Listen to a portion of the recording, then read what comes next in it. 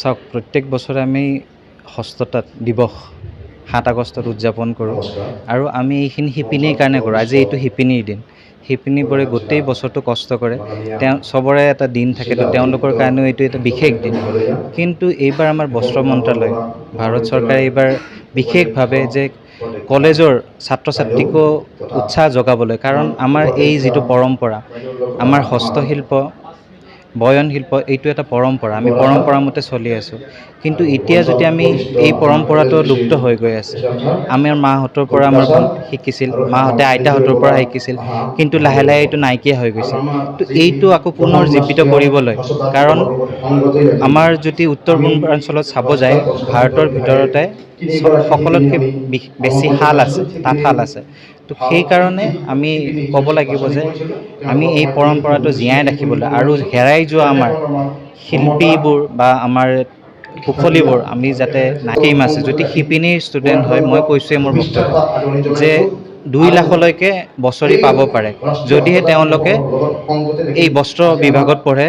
চৰকাৰী কলেজ আমাৰ ইয়াতে গোলাঘাটত আছে এখন, গুৱাহাটী আমবাৰীত আছে, 2খন কলেজ আছে, Indian institute of handloom technology আছে চেণ্ট্ৰেলৰ, তাত যদি পঢ়ে বা বিটেক কৰিবলৈ যদি গভমেণ্ট কলেজত যায়, ষ্টেট গভমেণ্ট বা চেণ্ট্ৰেল গভমেণ্টৰ, তেতিয়া যি খৰচ, পঢ়া পাতিৰ গোটেই খৰচ, তাৰ উপৰি 5,000 টকাকৈ মাহিলী ষ্টাইপেণ্ড পাব।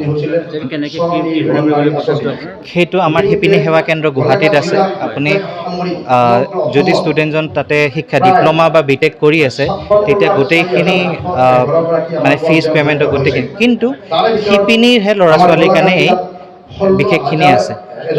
ঠিক আছে। আমি যৌথভাৱে নেশ্যনেল হেণ্ডলুম ডে'টো প্ৰতি 7 আগষ্টত পতা হয়।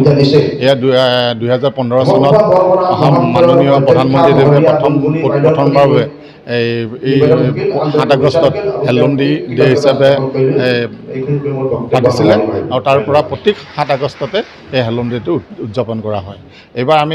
এইবাৰ আমি য়ং জেনেৰেশ্যনক কেনেকৈ হেণ্ডলুম এক্টিভিটিৰ ওপৰত জড়িত কৰিব পাৰোঁ, তাক লৈ তেওঁলোকক কেনেকৈ আমি তেওঁলোকক হেণ্ডলুমৰ কালচাৰেলটোৰ লগত তেওঁলোকক জড়িত পাৰোঁ, সেইকাৰণে এইবাৰ আমি কলেজত যৌথভাৱে WSC গুৱাহাটী আৰু আমি ছুপাৰিণ্টেণ্ডেণ্ট হেণ্ডলুম অফিচ গোলাঘাটে এক যৌথভাৱে হেমপ্ৰভা মহাবিদ্যালয়ত এই হেণ্ডলুম ডে'টো উদযাপন কৰা হয়, আৰু যাতে আমাৰ ল'ৰা ছোৱালীসকলে হেণ্ডলুম যিটো তাঁত শিল্প, এই তাঁত শিল্পটোক লৈ তেওঁলোকে ব্যৱসায় ভিত্তিত তেওঁলোকে আগবাঢ়িব পাৰে, আৰু ইয়াৰ প্ৰতি যে তেওঁলোকে মনোভাৱটো দিয়ে, নহ'লে আমাৰ যিটো কালচাৰেল, অসমীয়া কালচাৰ, সেই কালচাৰটো এটা সময়ত গৈ নাইকিয়া হৈ থাকিব।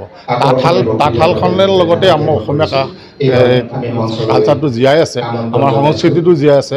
গতিকে য়ং জেনেৰেশ্যনক কেনেকৈ আমি মটিভেট কৰিব পাৰোঁ, তাৰ কাৰণে এৱাৰনেছ হিচাপে আজি SPP গাৰ্লছ কলেজত ইয়াৰ প্ৰগ্ৰেমটো লোৱা হৈছে।